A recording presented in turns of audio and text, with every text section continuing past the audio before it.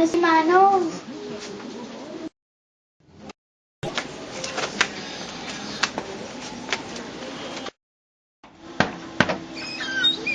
Gandang gabi, Manong. Anong maganda sa gabi? Huwag niyo umangko. Ma! Nonay! Tawag tayo ni Manong.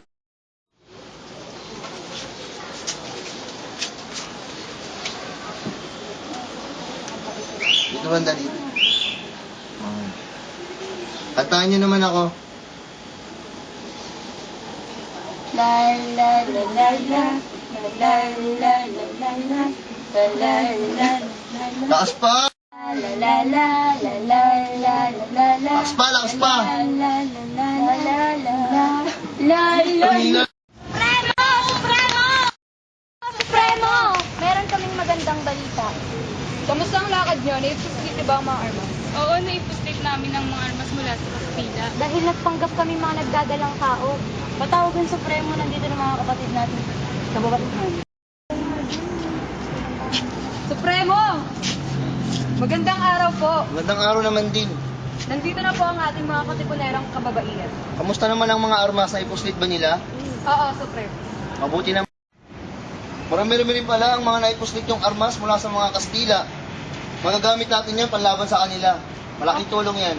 Opo, Supremo, dahil nagpanggap kami mga nagdadalang tao upang makakuha ng mga armas sa kanila.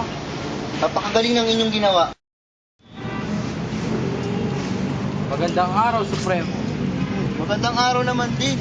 Ba't napadalaw ang mga taga-Cavite? Pinarito kami ng aming general upang sunduin ka papuntang Cavite. Sunduin? Bakit nga ako biglang papasundo? At anong kadahilanan? Dahil nagkakagulo ang dalawang grupong Magdalo at Magdiwang. Kaya naman pala. Ilan ba kayo sa Cavite? Para ipatawag niyo pa ako. Di mabilang, Supremo. Di mabilang? Ngunit ako iisa lamang? Ako pa ba ang nangaawat sa ating mga kapatid?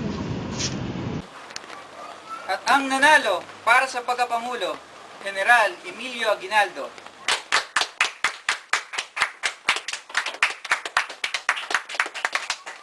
At para naman sa pinakamababang posisyon, Andres Bonifacio. Kapatid, galangin natin kung ano ang nangyayari dito sa loob ng halalan. Para kay Andres Bonifacio? Si Andres ay hindi nakapagtapos ng pag-aaral. Ang posisyon na yan ay para sa nakapagtapos ng abugasya. Bawi mo sinabi mo. Papahayag ba kayo mga kapatid? Na ang posisyon na yan ay mapapunta sa mga... sa katulad lamang ni Andres? Natatanga-tanga? Bawi mo sinabi mo! Kanina, nanalo si General Aguinaldo. Pero hindi ako umangal at dalangin itong halalan na ito. At ngayon, sasabihin mo sa akin na ako'y palitan sa pinakamababang posisyon. Bilang supremo ng samahang ito, ang nangyari sa halalang ito ay walang bisa.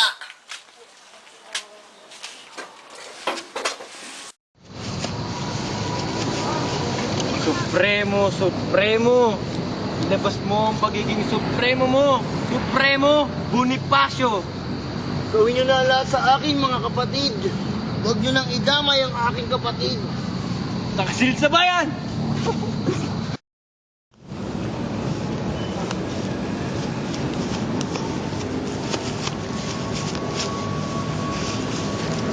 Katapusan mo na, Supremo Bonifacio.